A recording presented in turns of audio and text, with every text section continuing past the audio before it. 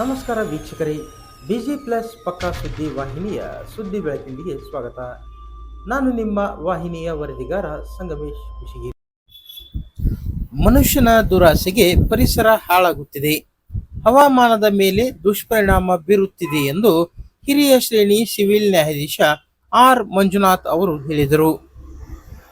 ಕುಷ್ಟಗಿ ಪಟ್ಟಣದ ಸಮೀಪದ ಮದಲಗಟ್ಟಿ ಗ್ರಾಮದ ಬಳಿಯ ನಿಲ್ಶೇಶಿ ಕೆರೆಯ ತಟದಲ್ಲಿರುವ ಉದ್ಯಾನವನದಲ್ಲಿ ತಾಲೂಕಾಡಳಿತ, ತಾಲೂಕು ಕಾನೂನು ಸೇವಾ ಸಮಿತಿ, ಅರಣ್ಯ ಇಲಾಖೆ ಹಾಗೂ ಪೊಲೀಸ್ ಇಲಾಖೆ ಸಹಕಾರದಡಿ ಶುಕ್ರವಾರ ಏರ್ಪಡಿಸಿದ್ದ ವಿಶ್ವ ಪರಿಸರ ದಿನಾಚರಣೆ ಕಾರ್ಯಕ್ರಮ ಉದ್ಘಾಟಿಸಿ ಅವರು ಮಾತನಾಡಿದರು. ವಿಶ್ವ ಪರಿಸರ ದಿನಾಚರಣೆಯ ಸಂದರ್ಭದಲ್ಲಿ ಮಾತ್ರ ಪರಿಸರ ಬಗ್ಗೆ ಕಾಳಜಿ, ಗಿಡ ಮರಗಳ ಕುರಿತು ಮಾತನಾಡದೆ ಪರಿಸರ ಸಂರಕ್ಷಣೆಯನ್ನು ನಿತ್ಯದ ಮಂತ್ರ ನಮ್ಮದಾಗಿಸಿಕೊಳ್ಳಬೇಕು. ಪ್ರಸ್ತುತ ದಿನಗಳಲ್ಲಿ ಪರಿಸರ ಕಾಳಜಿ ಮಾಡಬೇಕಾದದ್ದು ಪ್ರತಿಯೊಬ್ಬ ನಾಗರಿಕನ ಕರ್ತವ್ಯವಾಗಿದೆ. ಪ್ರತಿ ವರ್ಷ ನಮ್ಮ ಜನ್ಮ ದಿನಾಚರಣೆ ಸಂದರ್ಭದಲ್ಲಿ ಒಂದು ಗಿಡ ನೆಟ್ಟು ಪೋಷಣೆ ಮಾಡುವ ಸಂಕಲ್ಪ ಮಾಡಬೇಕು. ಆಗ ಮುಂದಿನ ದಿನಗಳಲ್ಲಿ ಪರಿಸರದಲ್ಲಿ ಸಂಭವಿಸುವ ಅನಾಹುತಗಳನ್ನು ತಕ್ಕ ಮಟ್ಟಿಗೆ ತಡೆಯಬಹುದು ಎಂದು ಹೇಳಿದರು. ಹಿರಿಯ ವೈದ್ಯ ಡಾಕ್ಟರ್ ಕೆ.ಎಸ್. ರೆಡ್ಡಿ ಅವರು ಮಾತನಾಡಿ, ಕಳೆದ 8 ವರ್ಷಗಳ ಹಿಂದೆ ಕುಷ್ಟಗಿ ಪಟ್ಟಣದ ಪರಿಸರ ಸುಧಾರಿಸುವ ಸಂಕಲ್ಪ ನಾನು ಮಾಡಿ ಹಸಿರು ಜಾಗೃತಿ ಅಭಿಯಾನ ಆರಂಭಿಸಿದ್ದೇನೆ. ಆದರೆ ಈ ವರ್ಷ ನನ್ನ ಕಾರ್ಯಕ್ಕೆ ಅನೇಕರ ಸಹಕಾರ ಸಿಕ್ಕು ನನ್ನಲ್ಲಿನ ಪರಿಸರ ಉತ್ಸಾಹ ದ್ವಿಗುಣಗೊಂಡಿದೆ ಎಂದರು.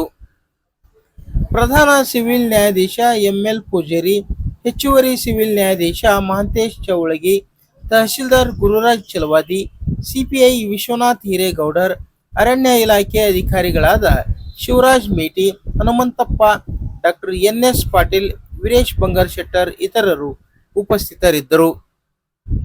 ಬಳಿಕ ಉದ್ಯಾನವನದಲ್ಲಿ ಅನೇಕ ಜಾತಿ ಸಸ್ಯಗಳ ನಾಟಿ ನಡೆಯಿತು. ವಿವಿಧ ಶಾಲಾ ಮಕ್ಕಳು ಸೇರಿದಂತೆ ಯುವಕರು, ಹಿರಿಯರು ಕಾರ್ಯಕ್ರಮದಲ್ಲಿ ಪಾಲ್ಗೊಂಡು ಉದ್ಯಾನವನದಲ್ಲಿ ಸಸಿ ನಾಟಿ ಮಾಡಿ ಪರಿಸರ ಪ್ರೇಮ ಮೆರೆದರು. ಈ ವೇಳೆ ಡಾಕ್ಟರ್ ಕೆ.ಎಸ್. ರೆಡ್ಡಿ ಅವರು ದಾನ ಮಾಡಿದ ವಿವಿಧ ತಳಿಗಳ ಸಸಿಗಳನ್ನು ವಿತರಿಸಲಾಯಿತು. ವ್ಯತ್ಯಾಸವಾಗಿದೆ ಅಂತ ನೀವು ಸ್ವಲ್ಪ ಸೂಕ್ಷ್ಮವಾಗಿ ಅವರ ಕಡೆ ಕೇಳಿ ತಿಳ್ಕೊಂಡ್ರೆ ನಮ್ಗೆ ಗೊತ್ತಾಗುತ್ತೆ ನಾವು ಎಷ್ಟು ಪರಿಸರ ದೌರ್ಜನ್ಯವನ್ನು ನಾವು ಮಾಡಿದ್ದೀವಿ. ಆ ದೌರ್ಜನ್ಯವನ್ನ ದಿನಕ್ಕೆ ಕಡಿಮೆ ಮಾಡ್ತಾ ಬರಬೇಕು. ಮುಂದಿನ ದಿನಗಳಲ್ಲಿ ಈ ಪರಿಸರದ ಬಗ್ಗೆ ಜಾಗೃತಿ ಜಾಸ್ತಿ ಆಗಬೇಕು. ಕೇವಲ ನಾವಷ್ಟೇ ಇಲ್ಲಿ ಸೇರಿರುವುದಷ್ಟೇ ಅಲ್ಲ, ಇಡೀ ಸುತ್ತಮುತ್ತ ಎಲ್ಲ ಗ್ರಾಮಗಳ ನಾಗರಿಕರಿಗೂ ಕೂಡ ಈ ಒಂದು ಅರಿವನ್ನು ನಾವು ಮೂಡಿಸೋದ್ರ ಮೂಲಕ ಅವರೆಲ್ಲರೂ ಕೂಡ ಈ ಪರಿಸರದ ಬಗ್ಗೆ ಅವ್ರನ್ನೂ ಕೂಡ ಜಾಗೃತಗೊಳಿಸಿ ಅವರೆಲ್ಲರಿಂದನೂ ಕೂಡ ಪರಿಸರವನ್ನ ಸಂರಕ್ಷಣೆ ಮಾಡುವಂತಹ ಪರಿಸರವನ್ನ ಇನ್ನೂ ಪೋಷಿಸುವಂತಹ ಜಾಗೃತಿಯನ್ನು ಅವರೆಲ್ಲರಿಗೂ ಕೂಡ ನಾವು ಮೂಡಿಸುವಂತ ಕೆಲಸವನ್ನು ನಾವೆಲ್ಲರೂ ಮಾಡೋಣ. ಈ ಒಂದು ಸಂದರ್ಭದಲ್ಲಿ ನಮ್ಮ ಮಾಧ್ಯಮ ಮಿತ್ರರು ತುಂಬಾ ಸಹಕಾರವನ್ನು ಕೊಡ್ತಾ ಇದೆ. ಈ ಒಂದು ಪರಿಸರ ದಿನಾಚರಣೆ ಅಥವಾ ಪರಿಸರ ಕುರಿತ ಅರಿವನ್ನ ಸಾರ್ವಜನಿಕರಿಗೆ ಮೂಡಿಸುವ ನಿಟ್ಟಿನಲ್ಲಿ ಸಾಕಷ್ಟು ಪತ್ರಿಕಾ ಮಾಧ್ಯಮ ಇರ್ಬೋದು ಅಥವಾ ವಿಡಿಯೋ ಮಾಧ್ಯಮಗಳಿರ್ಬೋದು, ದೃಶ್ಯ ಮಾಧ್ಯಮಗಳಿರ್ಬೋದು ತುಂಬಾ ಸಹಕಾರವನ್ನು ಕೊಡ್ತಾ ಇದ್ದಾರೆ. ಇದಕ್ಕೆ ಸಂಬಂಧಪಟ್ಟಂತೆ ಇತ್ತೀಚಿನ ದಿನಗಳಲ್ಲಿ ಈ ಆನ್ಲೈನ್ ಟ್ರೆಂಡ್ಸ್ ಜಾಸ್ತಿ ಇದೆ. ಆನ್ಲೈನ್ ಅಲ್ಲಿ ಕೆಲವೊಂದಿಷ್ಟೆಲ್ಲ ಪರಿಸರಕ್ಕೆ ಸಂಬಂಧಪಟ್ಟಂತೆ ಕೆಲವೊಂದಿಷ್ಟು ವಿಚಾರಗಳು ಬರೋದು ನಾವು ನೋಡ್ತಾ ಇದ್ದೀವಿ. ಅಲ್ಲಿ ಒಂದು ನನಗೆ ಗಮನ ಸೆಳೆದಿದ್ದು ಅಂತಂದ್ರೆ ಈ ಪರಿಸರದ ಪ್ರಕೃತಿ ವಿಕೋಪ ಯಾವ ಹಂತಕ್ಕೆ ಹೋಗಿದೆ ಅನ್ನೋದಕ್ಕೊಂದು ಎಕ್ಸಾಂಪಲ್ ಆಗಿ ಒಂದು ವಿಡಿಯೋವನ್ನು ಮಾಡಿ ಹಾಕಿದ್ದಾರೆ. ಸೊ ಅದರಲ್ಲಿ ಸೂರ್ಯನ ಶಾಖ ತುಂಬಾ ಜಾಸ್ತಿ ಆಗ್ತಾ ಇರುತ್ತೆ. ಈಗ ನಾವು ನೋಡ್ತಾ ಇದೀವಲ್ಲ, ಕೆಲವೊಂದ್ ಕಡೆ ಯುದ್ಧಗಳಾಗುವಂಥದ್ದು, ಒಂದು ದೇಶದಿಂದ ಇನ್ನೊಂದು ದೇಶಕ್ಕೆ ಯುದ್ಧ ಆಗ್ತಾ ಇದೆಯಲ್ಲ, ಅದೇ ತರದ ಒಂದು ದೃಶ್ಯವನ್ನ ಅವರು ಚಿತ್ರೀಕರಿಸಿದ್ದಾರೆ. ಅದು ಯುದ್ಧ ಯಾರ್ಯಾರಿಗೆ ಅಂದ್ರೆ ಮನುಷ್ಯನಿಗೆ ಮತ್ತೆ ಸೂರ್ಯನಿಗೆ. ಸೂರ್ಯ ತನ್ನ ಪ್ರಖರತೆಯನ್ನು ಜಾಸ್ತಿ ಮಾಡಿ ಮನುಷ್ಯನ ಎದುರುಗಡೆ ಯುದ್ಧವನ್ನು ಸಾರ್ತಾ ಇದ್ದಾನೆ. ಸೊ ಅದಕ್ಕೆ ಮನುಷ್ಯ ಏನ್ ಮಾಡ್ತಾರೆ, ತನ್ನಲ್ಲಿರುವಂತ ಸಂಪನ್ಮೂಲಗಳನ್ನು ಬಳಸ್ಕೊಂಡು ಅದನ್ನ ಆ ಸೂರ್ಯನ ವಿರುದ್ಧ ಯುದ್ಧ ಮಾಡ್ಲಿಕ್ಕೆ ತನ್ನ ಪ್ರತ್ಯಸ್ತ್ರವನ್ನು ಕೂಡ ಬಿಡುವಂತದನ್ನ ನಾವು ನೋಡ್ತಾ ಇರ್ತೀವಿ. ಸೊ ಅದ್ರಲ್ಲಿ ಏನಾಗುತ್ತೆ, ಸೂರ್ಯ ಮೊದಲು ಶಾಖವನ್ನು ಜಾಸ್ತಿ ಮಾಡಿ ಬಿಡ್ತಾ ಇರ್ತಾನೆ ಮನುಷ್ಯನ ಮೇಲೆ. ಮನುಷ್ಯ ಅದಕ್ಕೆ ಏನ್ ಮಾಡ್ತಾನೆ, ಮೊದಲು ತನ್ನಲ್ಲಿರುವಂತಹ ಫ್ಯಾನಿನ ಆಯುಧವನ್ನು ಬಳಸ್ತಾನೆ. ಸೊ ಶಾಖವನ್ನು ಕಡಿಮೆ ಮಾಡ್ಕೊಳ್ಳಿಕ್ಕೆ ಆ ಫ್ಯಾನ್ ಆಯುಧ ಹೋಗೋದು ನಾವು ರಾಮಾಯಣ ಮಹಾಭಾರತದಲ್ಲಿ ನಾವೆಲ್ಲ ನೋಡಿದ್ದೀವಿ. ಅದರಲ್ಲಿ ಯುದ್ಧಗಳಾಗುವಾಗ 2 ಬಾಣಗಳು ಬಂದ್ಬಿಟ್ರೆ ಅವರು ಬಾಣ ಬಿಡ್ತಾರೆ, ಇವರು ಬಾಣ ಬಿಡ್ತಾರೆ, ಕೊನೆಗೆ ಅದೇನೋ ಒಂದು ಆಗುತ್ತೆ ಆ ತರ. ಸೊ ಅದೇ ತರ ಮನುಷ್ಯ ಮತ್ತೆ ಸೂರ್ಯನ ನಡುವೆ ಆಗ್ತಾ ಇರ್ತಾನೆ ಯುದ್ಧದಲ್ಲಿ. ಮೊದಲು ಮನುಷ್ಯ ಫ್ಯಾನ್ ಅನ್ನ ಬಳಸ್ತಾನೆ. ಸೊ ಅದು ಫ್ಯಾನ್ ಅಸ್ತ್ರ ಫೇಲ್ ಆಗುತ್ತೆ. ನಂತರ ಏರ್ ಕೂಲರ್ ನ ಬಳಸ್ತಾನೆ. ಸೊ ಅದು ಕೂಡ ಫೇಲ್ ಆಗುತ್ತೆ. ಸೂರ್ಯನ ಪ್ರಖರತೆ ಜಾಸ್ತಿ ಆಗ್ತಾ ಇರೋದ್ರಿಂದ ಅದು ಕೂಡ ಫೇಲ್ ಆಗುತ್ತೆ. ನಂತರ ಅವನು AC ಬಳಸ್ತಾನೆ, ಏರ್ ಕಂಡೀಷನರ್ ನ. ಸೊ ಅದು ಕೂಡ ವಿಫಲವಾಗುತ್ತೆ. ಕೊನೆಗೆ ಮನುಷ್ಯ ನಿರಾಶೆ ಆಗ್ತಾನೆ. ಸೊ ಈ ಸೂರ್ಯನ ವಿರುದ್ಧ ನಾವು ಗೆಲ್ಲೋದಕ್ಕೆ ಆಗೋದಿಲ್ಲ ಅಂತೇಳಿ ಅವಾಗ ಅವನಿಗೆ ಇನ್ನೊಂದು ಆಯುಧ ಸಿಗುತ್ತೆ, ಅದೇ ಸಸ್ಯ ಸಂಪತ್ತು. ಒಂದು ಮರವನ್ನ ಸೂರ್ಯನ ಕಡೆಗೆ ಅವನು ಪ್ರಯೋಗಿಸ್ತಾನೆ. ಆಗ ಸೂರ್ಯ ತನ್ನ ಮರದ ಅಸ್ತ್ರವನ್ನ ಎದುರಿಸ್ತಾನೆ, ಕಡಿಮೆ ಮಾಡ್ಕೊಳ್ತಾನೆ. ಅವನು ಸೋಲುವಂತ ಹಂತಕ್ಕೆ ಬರ್ತಾನೆ. ಅಂದ್ರೆ ನಾವು ಸೂರ್ಯನನ್ನ ಅಂದ್ರೆ ಈ ಶಾಖವನ್ನ ಸೋಲಿಸಬೇಕು ಅಂದ್ರೆ ಅದಕ್ಕೆ ನಿಜವಾಗಿಯೂ ಅವಶ್ಯಕತೆ ಇರುವಂತದ್ದು ಫ್ಯಾನ್ ಅಲ್ಲ, ಏರ್ ಕೂಲರ್ ಅಲ್ಲ, ಅಥವಾ ಏರ್ ಕಂಡೀಷನರ್ ಅಲ್ಲ.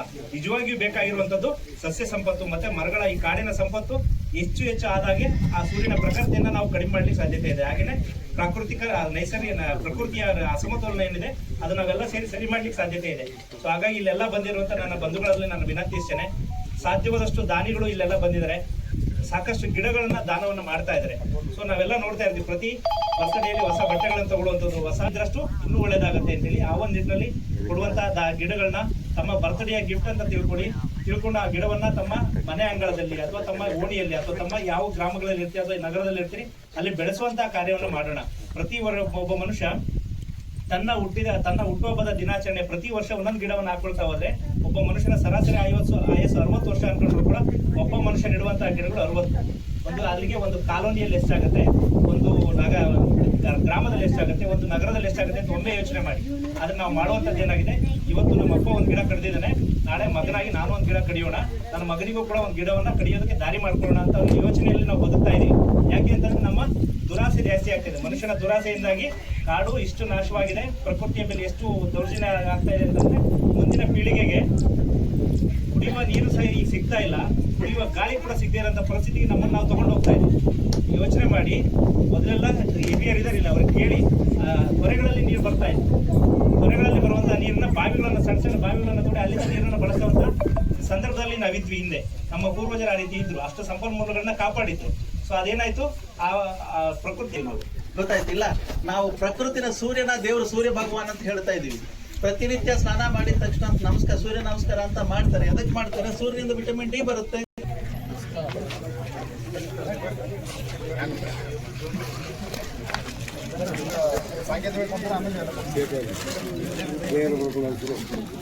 ಭಾಳ